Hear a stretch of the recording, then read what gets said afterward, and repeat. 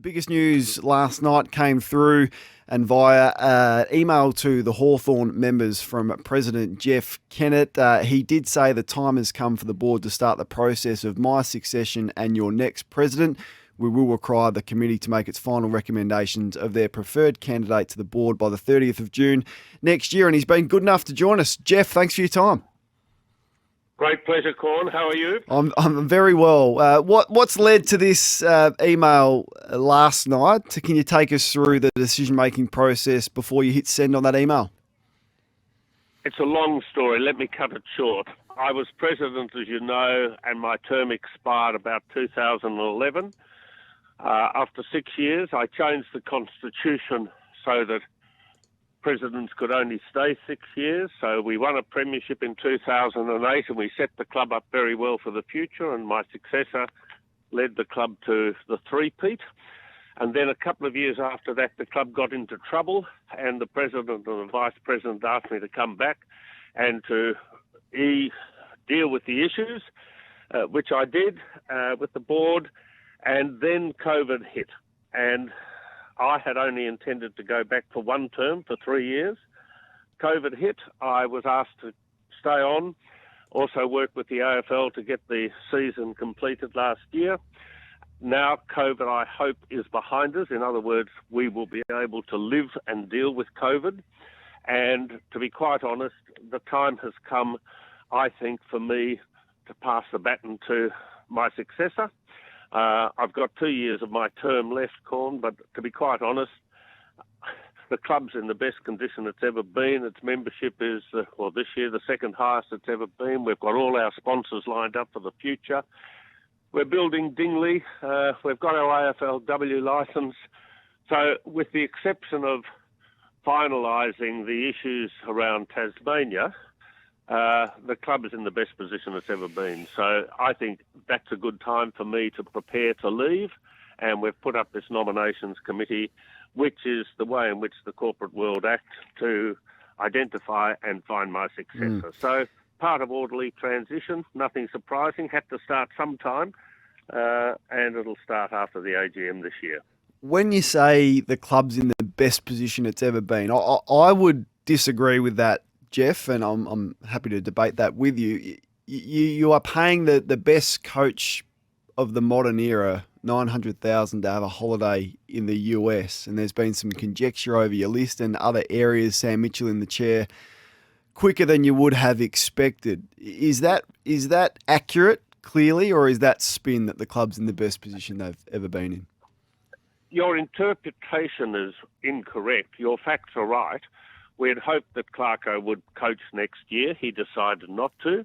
And because he'd been with us for 17 years and won us 4 premierships, we agreed to pay him for 1 year's salary. The fact that the club is in such a strong position, we can afford to do that. And this year we are still going to record a small surplus on our football operations, which after 2 years of COVID, you've got to admit is a pretty good place to be. So you're right in terms of the facts, but your interpretation is wrong because the club is in very good condition that we can do that.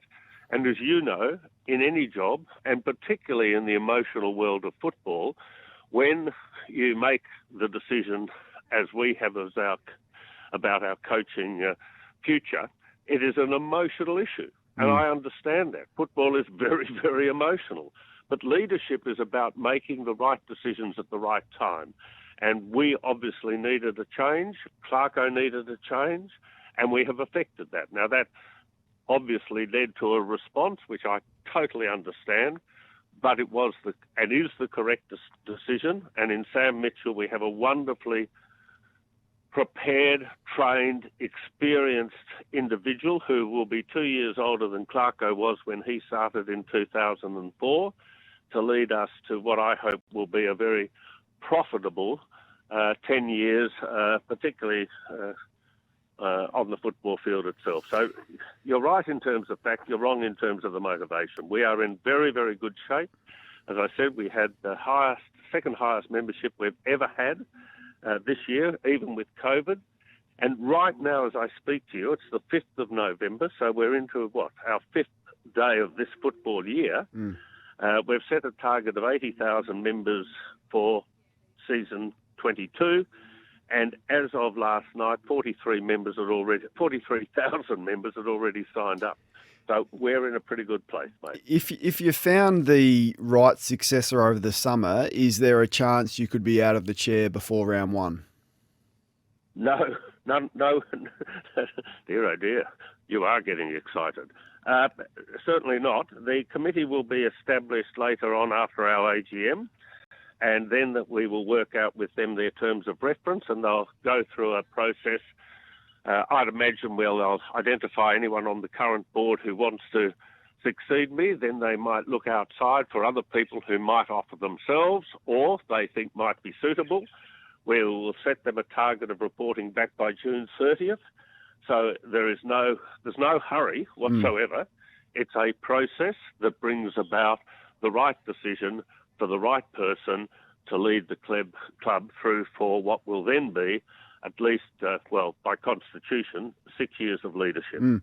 So there's no time frame on you leaving? Like there's no June 30 cut-off? Of course there is a time frame. What is it? The time frame is I've got to go constitutionally by the end of 23, right?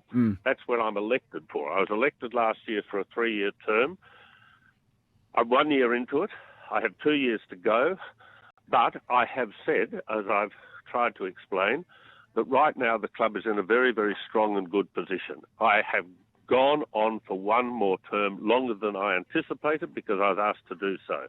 But because the club is in such a good position, I am confident that we can now start the transition period.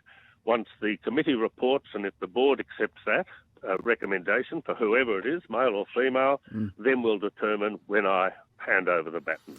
And Jeff, as you've... So it'll be sometime between, I would imagine, the middle of next year. No, it won't be the 30th of June, but it'll be sometime after that and the end of my constitutional period. And we will decide that once that person is identified and the board decides the time is right. So you could potentially go through till the end of 2023. Oh, I could, without a doubt. But I hope that's not the case, because, as I say, I never intended to come back as president when I did 4 years ago. I was asked to come back by the board because of issues facing the club at the time. I did my 3 years thinking that would be all that was required. COVID came into play and I was asked to continue.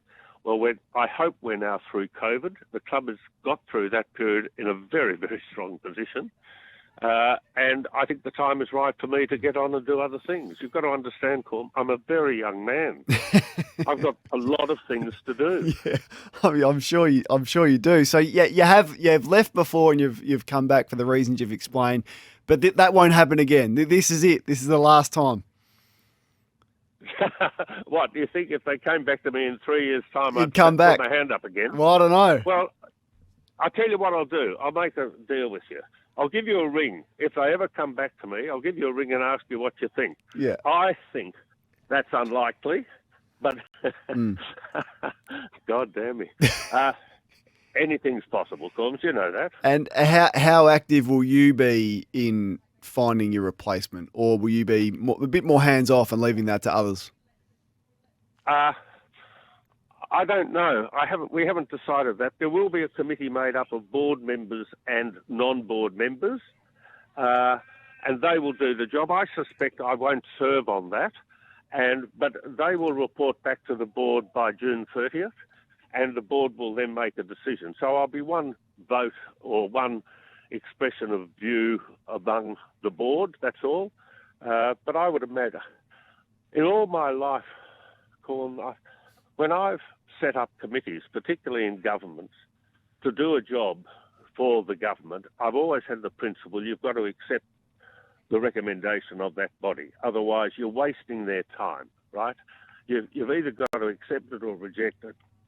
You can't fiddle with it. And I've always worked on the principle that you accept their recommendation. So I think once this committee has done its work, they'll have done it thoroughly, and I will then we will then accept that recommendation. Then we'll give consideration to the timing of my departure. So it'll be some time between Well, what is it? If they report in June, July, August, September, this next year, and the end of my term, which is end of 23, sometime in that time frame. Yeah, so all right?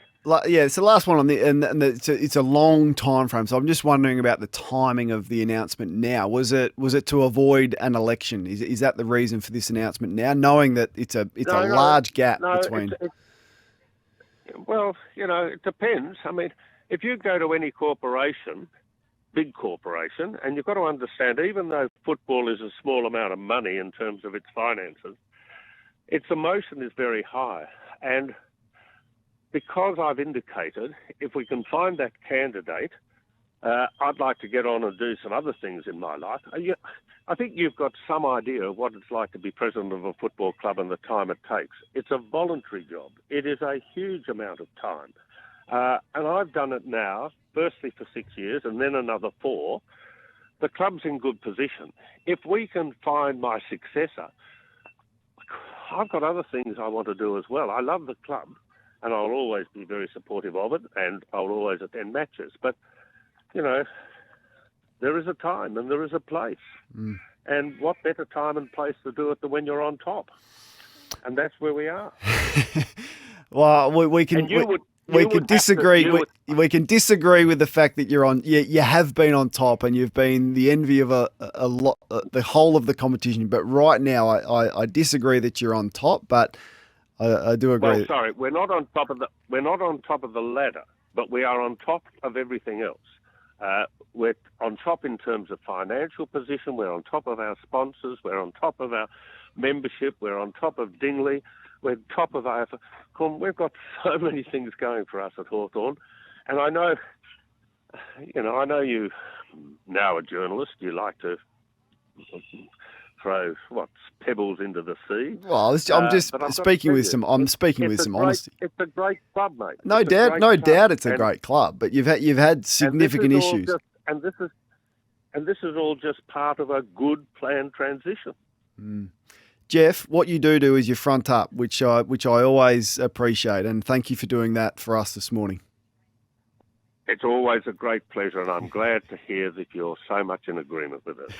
Good. Jeff Kennett was another email to the members last night. Hawks fans, 1300 736 736. You can have your say on that. Between June 30 next year and 2023, there will be a new president of the Hawthorn Football Club.